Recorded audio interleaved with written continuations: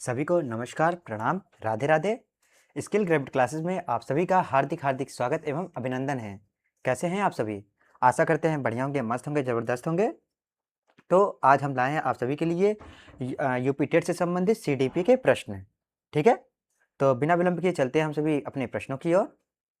आइए देखिए, पहला प्रश्न आपके सामने प्रस्तुत है। पहले प्रश्न में क्या कह रहा है? पियाजे के अनुसार संज्ञानात्मक विकास की द्वितीय अवस्था कौन सी है? ध्यान दीजिएगा, संज्ञानात्मक विकास का द्वितीय अवस्था पूछा है, कौन सा होगा पियाजे के अनुसार? विकल्प पहला है ज्ञानेंद्रिय अवस्था, और दूसरा क्या है औपचारिक संक्रियात्मक अवस्था, तीसरा है पूर्व संक्रियात्मक अवस्था, और चौथा क्या है मूर्त संक्रियात्मक अवस्था। चलिए चयन कीजिए, इसका सही जवाब क्या हो जाएगा? पियाजे के अनुसार बताना है।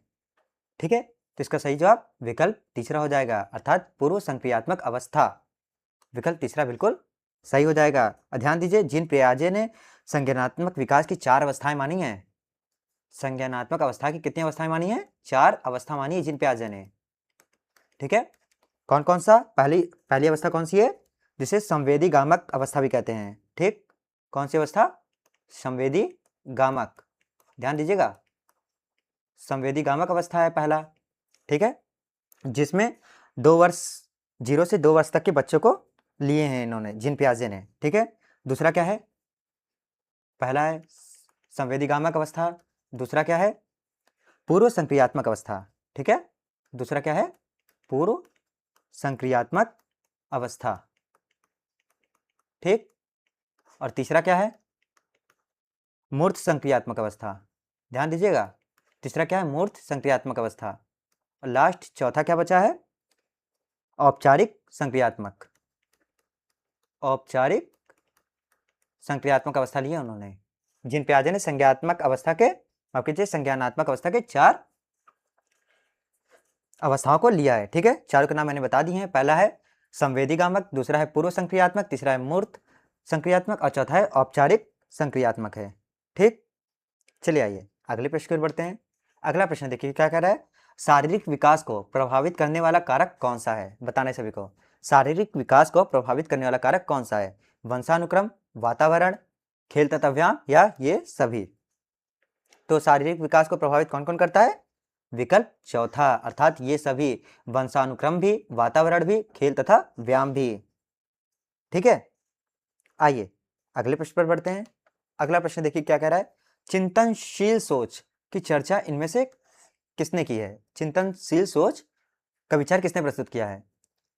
जॉन डेवी ने, रॉश ने, या वुडवर्थ ने, या ड्रेवर ने? प्रश्न नंबर तीसरा, तो इसका सही जवाब क्या हो जाएगा? विकल्प पहला, जॉन डेवी ने। ध्यान दीजिएगा, जॉन डेवी जो है वह अमेरिका दार्शनिक और शिक्षा शास्त्री थे, प्रसिद्ध। ठीक है, कौन? John Dewey. इनकी एक पुस्तक थी, क्या नाम है? How we think. इनकी एक पुस्तक है, पुस्तक का नाम क्या है? माफ कीजिए, हाउ वी थिंक इनकी पुस्तक का नाम है। ठीक, जिसे हिंदी में क्या कहते हैं? चिंतनशील सोच। ध्यान दीजिएगा, हिंदी में से क्या कहते हैं? चिंतनशील सोच इनकी पुस्तक का नाम था। ठीक है, आइए अगले प्रश्न की ओर बढ़ते हैं हम सभी। ध्यान दीजिएगा, इसका सही जवाब क्या हो जाएगा? जॉन डेवी ने।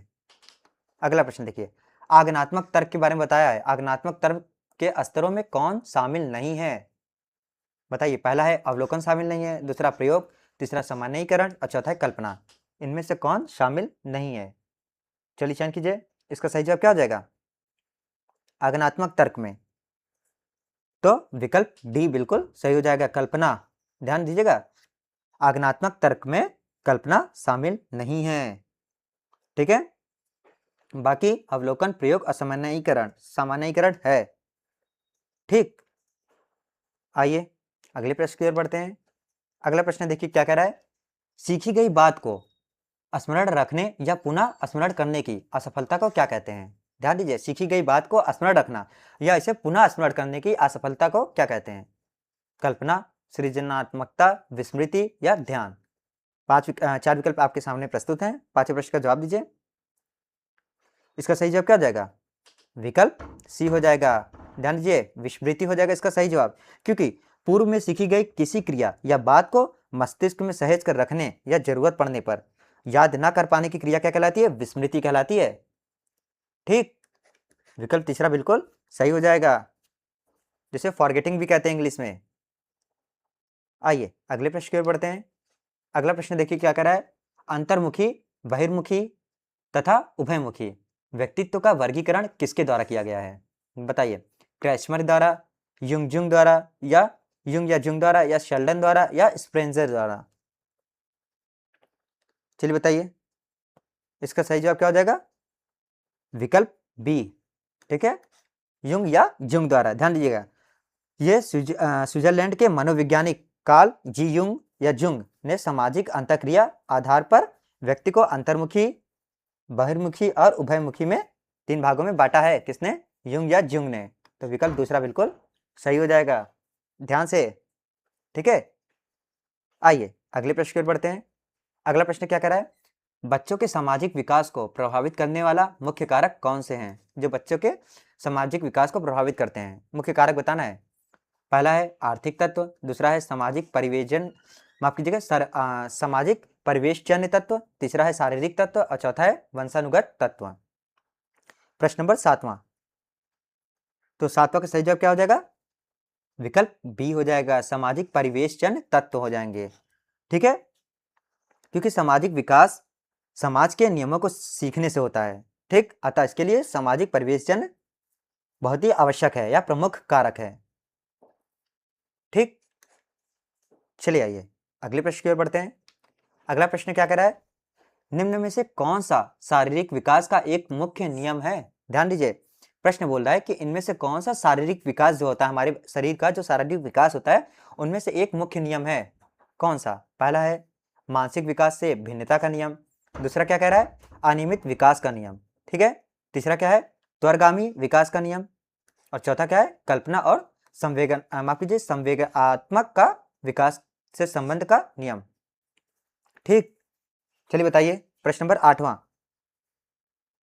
इसका सही जवाब क्या हो जाएगा? विकल्प सी हो जाएगा, ठीक है, क्योंकि शारीरिक विकास हमेशा एक गति से नहीं होती है। जैसे शैशवावस्था और किशोरावस्था में विकास कभी बहुत तेजी से होती है। ध्यान दीजिए, शैशवावस्था में और किशोरावस्था में विकास बहुत तेजी से होती है, जिसे द्रुतगामी विकास का नियम भी कहते हैं, ठीक है। कौन सा नियम कहते हैं? द्रुतगामी विकास का नियम। ध्यान दीजिएगा, कब? शैशवावस्था और किशोरावस्था में विकास की तीव्रता बहुत तेजी होती है, ठीक है। तो विकल्प तीसरा बिल्कुल सही हो जाएगा। आइए अगले प्रश्न की ओर बढ़ते हैं हम सभी। अगला प्रश्न देखिए क्या कह रहा है, निम्न में से कौन सा विकास का सिद्धांत नहीं है? ध्यान दीजिए, इनमें से बताना है कि कौन सा विकास का सिद्धांत नहीं है, ठीक। पहला विकल्प क्या है, अनुबंधित प्रतिवर्तन का सिद्धांत, जिसे क्या कहते हैं, थ्योरी ऑफ कंटिन्यूएशन रिलैक्स। फिर दूसरा क्या है, निरंतर विकास का सिद्धांत, चौथा है परस्पर संबंध का सिद्धांत, और चौथा विकल्प क्या है, समान प्रतिमान का सिद्धांत। तीसरा है परस्पर संबंध का सिद्धांत और चौथा समान प्रतिमान का सिद्धांत। चलिए चयन कीजिए। प्रश्न नंबर 9वां, जो विकास के सिद्धांत से संबंधित नहीं है, तो इसका सही जवाब क्या हो जाएगा? विकल्प ए हो जाएगा, 9वां का अनुबंधित परिवर्तन का सिद्धांत, ठीक है, क्योंकि निरंतरता, परस्पर संबंध और समान प्रतिमान विकास का सर्वमान्य सिद्धांत है, ठीक। जबकि अनुकूलित प्रत्यावर्तन का सिद्धांत, ध्यान दीजिए कौन सा, अनुकूलित, ठीक है, अनुकूलित प्रत्यावर्तन का सिद्धांत, अनुकूलित प्रत्यावर्तन का सिद्धांत, ध्यान दीजिएगा, अनुकूलित प्रत्यावर्तन का जो सिद्धांत है वो विकास का नहीं बल्कि किसका है, पावलोव का या अधिगम सीखने का सिद्धांत है, ठीक है, किसका, पावलोव का अधिगम सिद्धांत है, ध्यान दीजिएगा सभी, ठीक। चलिए आइए अगले प्रश्न की ओर चलते हैं। अगला प्रश्न देखिए क्या कह रहा है, विकास के परिणाम स्वरूप नवीन विशेषताएं और नवीन योग्यताएं प्रकट होती हैं, ठीक है, यह कथन किसने दिया है? बताइए, हरलॉक ने, गेशन ने, फिर तीसरा विकल्प क्या है, डगलस और हॉलैंड ने, और चौथा विकल्प है मेरिथिड ने, माफ कीजिए मेरिदिट। चलिए चयन कीजिए। प्रश्न नंबर 10वां का जवाब दीजिए। इसका सही जवाब क्या हो जाएगा? विकल्प पहला हो जाएगा, हर लॉक ने दिया था, ठीक। सही जवाब क्या हो जाएगा? हर लॉक, चलिए आइए अगले प्रश्न की ओर बढ़ते हैं हम सभी। अगला प्रश्न क्या कह रहा है, मूल प्रवृत्तियों को 14 प्रकार से किसने वर्गीकृत किया है? पहला है थॉर्नडाइक, दूसरा है मैक्डुगाल, तीसरा है वुडवर्थ और चौथा स्किनर। चलिए चयन कीजिए, 1 मिनट गाइस।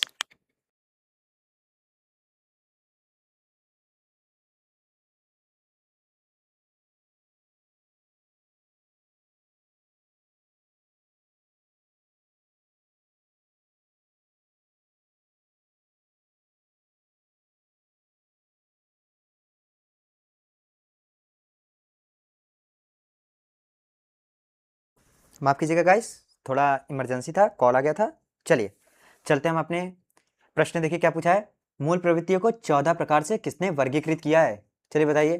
पहला विकल्प है थॉर्नडाइक, दूसरा है मैक्डुगाल, तीसरा है वुडवर्थ और चौथा स्किनर। प्रश्न नंबर 11वां का जवाब दीजिए। इसका सही जवाब क्या हो जाएगा? मैक्डुगाल ने। विकल्प दूसरा बिल्कुल सही हो जाएगा, क्योंकि विलियम मैक्डुगाल ने मनुष्य के व्यवहार को अध्ययन किया था। किसने? विलियम मैक्डुगाल ने, ठीक है। और इन्होंने 14 मूल प्रवृत्तियों को उनसे जोड़ा और 14 संवेगों की व्याख्या की थी। किसने? मैक्डुगाल ने, ठीक। आइए अगले प्रश्न की ओर बढ़ते हैं हम सभी। अब बताइए, किसी दूसरी वस्तु की अपेक्षा एक वस्तु पर चेतना का केंद्रीकरण जिसे अवधान है, यह कथन किसका है? ध्यान दीजिए, किसी दूसरी वस्तु की अपेक्षा एक वस्तु पर चेतना का केंद्रीकरण अवधान है। पहला है डमविल का, दूसरा है रॉस का, तीसरा है मन का और चौथा है मैक्डुगाल का। 4 विकल्प आपके सामने प्रस्तुत हैं, चयन कीजिए। सही जवाब क्या हो जाएगा? विकल्प पहला बिल्कुल सही हो जाएगा, ठीक है। चेतना को किसी एक निश्चित उद्दीपक पर केंद्रित करना मानसिक शक्ति अवधान कहलाती है, ठीक है। यह परिभाषा मनोवैज्ञानिक किसकी है? डम्बिल की है, ठीक। आइए आगे बढ़ते हैं अगले प्रश्न की ओर। देखिए अगला प्रश्न क्या कर रहा है, निम्न में से कौन सा सीखने का मुख्य नियम में शामिल नहीं है? पहला है तत्परता का नियम, दूसरा है अभ्यास का नियम, तीसरा है बहुअनुक्रिया का नियम और चौथा क्या है? प्रभाव का नियम। प्रश्न नंबर 13वां का जवाब दीजिए। सही जवाब क्या हो जाएगा? पहला है तत्परता, अभ्यास, बहुनिक्रिया या प्रभाव का नियम। प्रश्न नंबर 13, आइए देखते हैं इसका सही जवाब क्या हो जाएगा? बहुअनुक्रियम का नियम। बहुअनुक्रिया का नियम बिल्कुल सही हो जाएगा, ठीक है। क्योंकि एडवर्ड एल थॉर्नडाइक ने सीखने के 3 महत्वपूर्ण नियम बताए थे। किसने? माफ कीजिएगा, लिख दीजिए थॉर्नडाइक ने, ठीक। 3 नियम दिए थे, सीखने के मुख्य 3 नियम दिए थे। कौन कौन से? तत्परता, अभ्यास और प्रभाव, ठीक है। एक तत्परता, अभ्यास और प्रभाव, ठीक है, दिए थे। अब बहु अनुक्रम का नियम मुख्य नियम नहीं है, बल्कि उनका गौड़ नियम है। ये ध्यान दीजिएगा, जो बहु अनुक्रिया का नियम है यह मुख्य नियम नहीं है, बल्कि कौन नियम है? गौड़ नियम है। चलिए आइए अगले प्रश्न की ओर बढ़ते हैं। अब बताइए, 12 वर्ष से 16 वर्ष के बच्चों के लिए हिंदी में डॉक्टर एस जलोटा ने कौन सा बुद्धि परीक्षण प्रतिपादित किया? पहला विकल्प है अशाब्दिक बुद्धि परीक्षण, दूसरा क्या है? साधारण मानसिक योग्यता परीक्षण, तीसरा है आर्मी अल्फा परीक्षण, चौथा है चित्रांकन परीक्षण। चलिए जवाब दीजिए, इसका सही जवाब क्या हो जाएगा? विकल्प दूसरा बिल्कुल सही हो जाएगा, साधारण मानसिक योग्यता परीक्षण, ठीक है। भारत में डॉक्टर एस जलोटा ने किशोरों की बुद्धि मापने के लिए साधारण मानसिक योग्यता परीक्षण दिया था। किसने? डॉक्टर एस जलोटा ने, ठीक है। तो इसका सही जवाब क्या हो जाएगा? विकल्प दूसरा। आइए अगले प्रश्न की ओर बढ़ते हैं। बुद्धि के द्विकारक सिद्धांत का प्रतिपादन किसने किया था? बुद्धि के द्विकारक सिद्धांत थॉर्नडाइक ने, फिर क्या है? स्पीयरमैन ने या वर्नर ने या स्टेनर ने। चयन कीजिए। प्रश्न नंबर 15वां, इसका सही जवाब क्या हो जाएगा? विकल्प बी हो जाएगा, ठीक है, चार्ल्स स्पीयरमैन ने, ठीक है। चार्ल्स स्पीयरमैन ने बुद्धि का द्विकारक सिद्धांत दिया, जिसके अनुसार बुद्धि 2 कारकों से मिलकर बनी है। पहला क्या है? सामान्य कारक और विशिष्ट कारक। ध्यान दीजिएगा, 2 कारक हैं, कौन कौन से? एक सामान्य है, ठीक है, दूसरा क्या है? विशिष्ट, ठीक। चलिए आइए अगले प्रश्न की ओर बढ़ते हैं। अगला प्रश्न क्या कर रहा है? निम्न में से कौन सा युग्म सही नहीं है, बताना है। पहला क्या है, सीखने का उद्दीपक अनुक्रिया सिद्धांत थार्नडाइक का। दूसरा है सीखने का क्रिया प्रसूत अनुबंधन सिद्धांत स्किनर का। तीसरा क्या है, सीखने का क्लासिकल सिद्धांत पावलोव का। या चौथा है सीखने का समग्र सिद्धांत हल का। चलिए चयन कीजिए, कौन से युग्म सही नहीं है बताना है। इनमें से एक गलत है, उसी का चयन करना है, बाकी 3 सही होंगे। तो कौन सा सही नहीं है, विकल्प डी सीखने का सिद्धांत समग्र, यह हल्का नहीं है, ध्यान दीजिए। 16वां, जो उद्दीपक अनुक्रिया थार्नडाइक का है, सभी को पता है। अब क्रिया प्रसूत, ध्यान दीजिए, क्रिया अर्थात क्रिया प्रसूत स्किनर का है, ये भी ध्यान दीजिए। क्रिया प्रसूत किसका है, स्किनर का है, ठीक। थार्नडाइक का बताएं अनुकरण सिद्धांत है, अनुक्रिया सिद्धांत। और अनुबंध सिद्धांत क्या है, किसका है, स्किनर का है, ठीक है। और क्या है, क्लासिकल किसका है, पावलोव का है, ठीक। सीखने का समग्र सिद्धांत या अंतर्दृष्टि सिद्धांत किसका है, कोहलर का है, ध्यान दीजिए। यह सिद्धांत किसका है, कोहलर का है, भूलिएगा मत, ठीक है। किसका है, कोहलर का है। और हल ने कौन सा सिद्धांत दिया था, प्रबलन या पुनर्बलन का सिद्धांत दिया था हल ने, किसका, प्रबलन। हल ने किसका सिद्धांत दिया था, प्रबलन या पुनर्बलन का सिद्धांत दिया था, किसने, हल ने, ठीक है। और सीखने का समग्र सिद्धांत किसने दिया था, कोहलर ने दिया था। तो गलत कौन सा है, विकल्प चौथा बिल्कुल सही होगा इन प्रश्न में। 16वां नंबर। 17वां चलते हैं। 17वां प्रश्न क्या कह रहा है, इनमें से किनका नाम, ध्यान दीजिएगा, इनमें से किनका नाम सुखजनन शास्त्र के पिता से जुड़ा हुआ है, ध्यान दीजिए, सुखजनन शास्त्र के पिता के नाम से जुड़ा हुआ है। क्रो एवं क्रो का, गाल्टन का, वुडवर्थ का या रॉस का।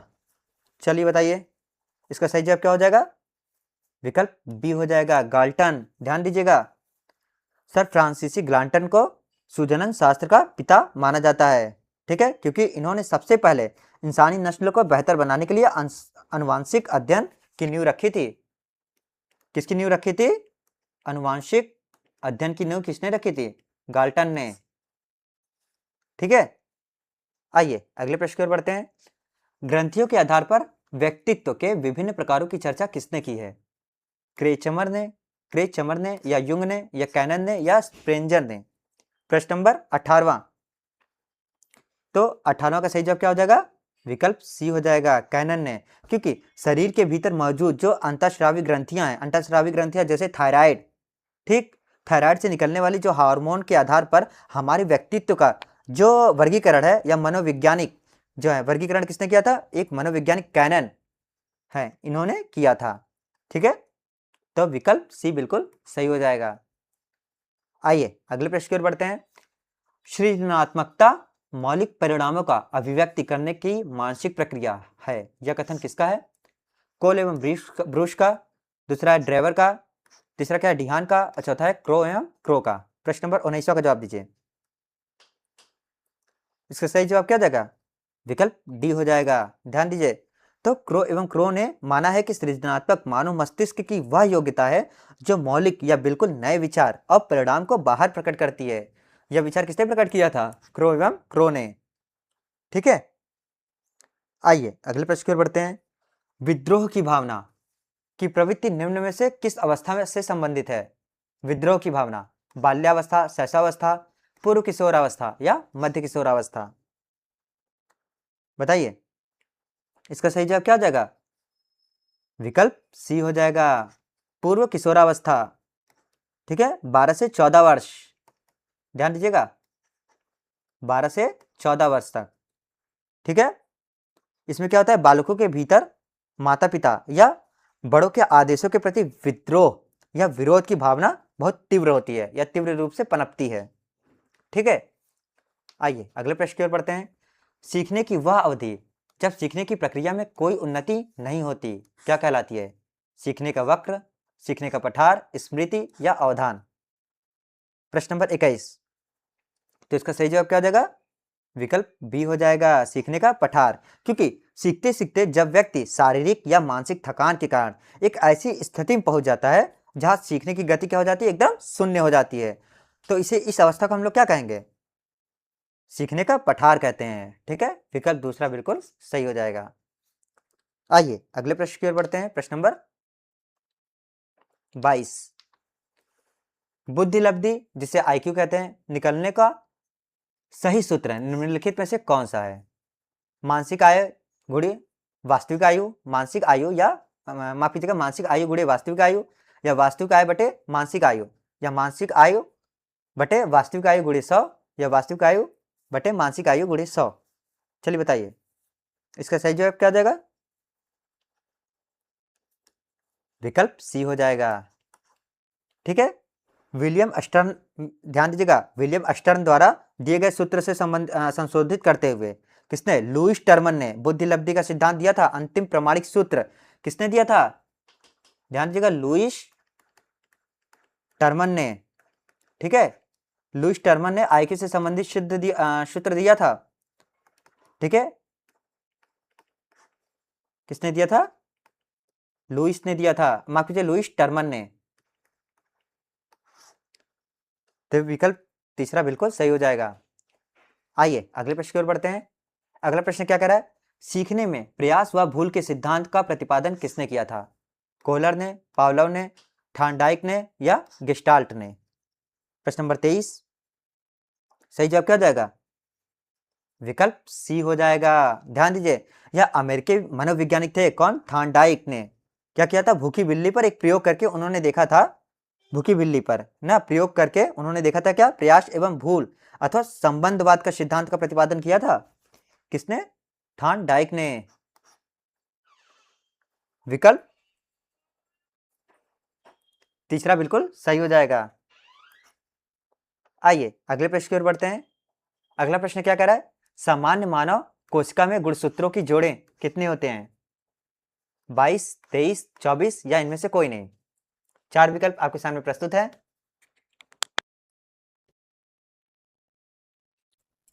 जवाब दीजिए,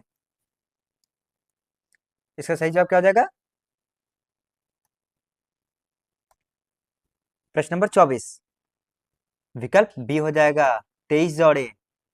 ठीक है, ध्यान दीजिएगा, सामान्य मानव कोशिका में गुणसूत्रों की जोड़ों की संख्या कितनी होती है? 23 होती हैं। ठीक, चलिए आइए अगले प्रश्न की ओर बढ़ते हैं। अगला प्रश्न क्या कह रहा है?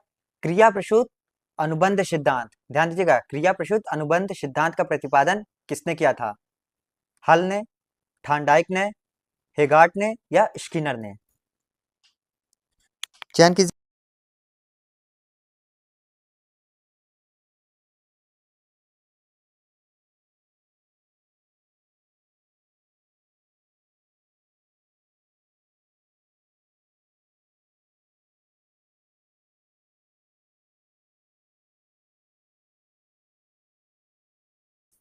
चलिए ठीक, बताइए 25वां नंबर का प्रश्न का जवाब क्या हो जाएगा? सही जवाब विकल्प डी हो जाएगा। ठीक है, बीएफ स्किनर ने, इन्होंने क्या किया था? चूहों और कबूतरों पर प्रयोग किया था। ध्यान दीजिए, इन्होंने क्या किया था? चूहों और कबूतरों पर प्रयोग करके क्रिया प्रसूत अनुबंध का सिद्धांत दिया था। ठीक, ध्यान दीजिएगा। आइए अगले प्रश्न की ओर बढ़ते हैं। कोहलर ने निम्न में से किससे संबंधित है? कोहलर अभिप्रेरणा का सिद्धांत, विकास का सिद्धांत, व्यक्तित्व का सिद्धांत, या अधिगम का सिद्धांत? प्रश्न नंबर 26 का सही जवाब क्या हो जाएगा? बताइए। विकल्प डी बिल्कुल सही हो जाएगा, अधिगम का सिद्धांत। ठीक है, कोहलर ने क्या किया था? एक सुल्तान नामक चिंपांजी बंदर पे प्रयोग किया था। ध्यान दीजिएगा, कोहलर ने किस पर? सुल्तान नामक बंदर था, कौन सा? चिंपांजी। ठीक, चिंपांजी पर इन्होंने अपना प्रयोग किया था, सुल्तान नामक चिंपांजी पर। ठीक है, इस पर प्रयोग करके इन्होंने कौन सा सिद्धांत दिया था? इनके सिद्धांत का नाम भी तो पता होना चाहिए। कौन सा सिद्धांत था? अंतर्दृष्टि का सिद्धांत दिया था इन्होंने। ठीक है, किसका? अंतर्दृष्टि का सिद्धांत। ठीक, फिर जो कि अधिगम सिद्धांत के अंतर्गत आता है। अंतर्दृष्टि का सिद्धांत किसके अंतर्गत आता है? अधिगम सिद्धांत के अंतर्गत आता है। आइए अगले प्रश्न की ओर बढ़ते हैं। प्रश्न नंबर 27, 27 में क्या कह रहा है? बुद्धि के तरल क्रिस्टलीय प्रतिमान का प्रतिपादक कौन था? या कौन थे? आरबी कैटेल या थॉर्नडाइक या वर्नर या स्किनर। 4 विकल्प आपके सामने प्रस्तुत हैं। इसका सही जवाब क्या हो जाएगा? बुद्ध की तरल क्रिस्टलीय प्रतिमान का प्रतिपादक कौन था? प्रश्न नंबर 27, इसका सही जवाब आरबी कैटेल थे। ध्यान दीजिएगा, इन्होंने बुद्धि को 2 भागों में बांटा था। एक तरल बुद्धि वंशानुगत होता है और जन्मजात। ठीक है, तरल बुद्धि वंशानुगत और जन्मजात तथा क्रिस्टलीय बुद्धि वातावरण और शिक्षा से अर्जित होती है। यह किसने कहा था? आरबी कैटेल ने कहा था। आइए अगले प्रश्न की ओर बढ़ते हैं। अगला प्रश्न क्या है? शिक्षण हेतु मानसिक उद्वेलन प्रतिमान का प्रयोग निम्न में से किसके सुधार हेतु किया जाता है? समझ, अनुप्रयोग, सृजनात्मकता या समस्या समाधान। प्रश्न नंबर 28, इसका सही जवाब क्या हो जाएगा? विकल्प सी हो जाएगा, सृजनात्मकता। ठीक है, इसका जवाब बिल्कुल सही है, विकल्प सी। आइए अगले प्रश्न पर बढ़ते हैं। गोलमैन निम्न में से किससे संबंधित है? सामाजिक बुद्धि, संवेदनात्मक बुद्धि, माफ कीजिए संवेगात्मक बुद्धि या आध्यात्मिक बुद्धि या सामान्य बुद्धि। प्रश्न नंबर 29 का सही जवाब क्या हो जाएगा? विकल्प बी हो जाएगा, संवेगात्मक बुद्धि। ध्यान दीजिएगा, डेनियल गोलमैन ने अपनी प्रसिद्ध पुस्तक, किसने? डेनियल गोलमैन ने। ठीक है, इनकी प्रसिद्ध पुस्तक कौन सी थी? Emotional intelligence. इनकी पुस्तक का नाम याद रखिएगा। इनकी पुस्तक का क्या नाम था? Emotional intelligence. ठीक है, इस पुस्तक के माध्यम से इन्होंने क्या किया था? माफ कीजिए संवेगात्मक बुद्धि की महत्ता को पूरी दुनिया के सामने या पूरी दुनिया के सामने अपने विचार को रखा था। किसके माध्यम से? इमोशनल इंटेलिजेंस, जो कि इनकी पुस्तक थी। ठीक है, आइए इस सेशन का अंतिम प्रश्न की ओर बढ़ते हैं हम सभी। अंतिम प्रश्न देखिए, निम्न में से कौन शेष से भिन्न है? अधिगम के लिए अधिगम का सिद्धांत, समान अवयव का सिद्धांत, ड्राइव रिडक्शन का या सामान्यीकरण का सिद्धांत। 4 विकल्प आपके सामने प्रस्तुत हैं। तो इसका सही जवाब क्या हो जाएगा? विकल्प सी बिल्कुल सही हो जाएगा, ड्राइव रिडक्शन का सिद्धांत। ठीक है, ध्यान दीजिए, अधिगम के लिए अधिगम समान अवयव, क्या अधिगम के लिए अधिगम जो है वह समान अवयव और सामान्यीकरण के सिद्धांत के सीधे तौर पर अधिगम स्थानांतरण से जुड़े हैं। ठीक है, समान अवयव का सिद्धांत है, किससे जुड़े हैं? अधिगम स्थानांतरण से जुड़े हैं। जबकि जो ड्राइव रिडक्शन का सिद्धांत है वो क्लार्क हल द्वारा दिया गया अभिप्रेरणा के सिद्धांत से जुड़ा है। ध्यान दीजिएगा, जो ड्राइव रिडक्शन का सिद्धांत है वो किससे जुड़ा है? हल का, जो हल द्वारा दिया गया था। कौन सा सिद्धांत हल का था? अभिप्रेरणा सिद्धांत। हल का कौन सा सिद्धांत था? अभिप्रेरणा सिद्धांत। ठीक है, अभिप्रेरणा के सिद्धांत से ड्राइव रिडक्शन का सिद्धांत जुड़ा हुआ है। ठीक, ये रहे सीडीपी से संबंधित 30 महत्वपूर्ण प्रश्न। आशा करते हैं सभी को अच्छा लगा होगा क्लास। अगर सेशन अच्छा लगे तो प्लीज लाइक और शेयर कीजिए। जो नए हैं वो चैनल को सब्सक्राइब जरूर कीजिएगा। आज के लिए बहुत बहुत धन्यवाद। जय हिंद।